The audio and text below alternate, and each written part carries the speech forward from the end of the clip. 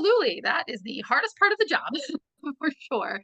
Not like the teaching and the explanation part, but it is. It's okay. Now I have to sit down and see, like, did they get it? Like, do they understand what I said? And yes, when you have over, 100 kids writing, multiple essays, that can be overwhelming to figure out, how am I going to manage my way through all this?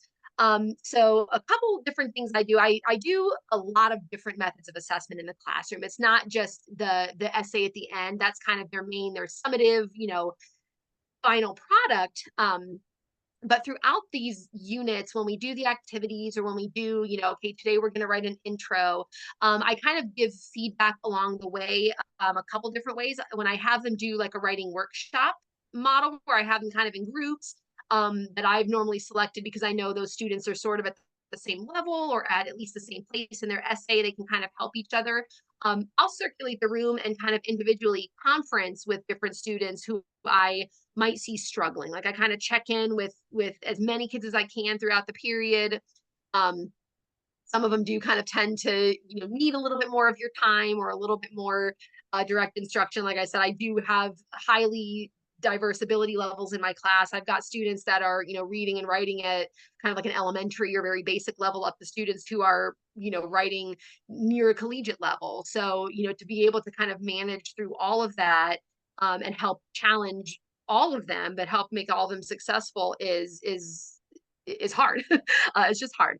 But so I find though that individually conferencing with them, even if I don't get to every single student single day, we usually take about a week to write an essay. And I know to some that might seem really long, others that might like not seem enough, but the last several years I've taught this class, generally most kids will be able to produce a good solid essay in or before that week of time is up. So we break it down. And again, I usually kind of chunk it a little bit at a time, and I'll kind of assess along the way. So that way, by the time they've written their full end of unit essay, I've already seen their introduction. I've already seen, one of their body paragraphs. And so it's more of like a spot check or like, okay, did you, add this like I told you to? So giving them that feedback along the way, it definitely is a challenge because, I have, 30 kids in each class.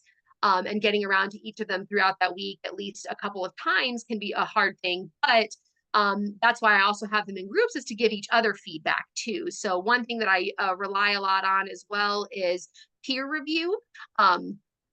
One of the things that I have them do is after they've written, like, say their intro in a body paragraph, I'll say, okay, trade with, your neighbor. And I want you to, put a smiley face next to, the best sentence that they wrote or the best idea that they made.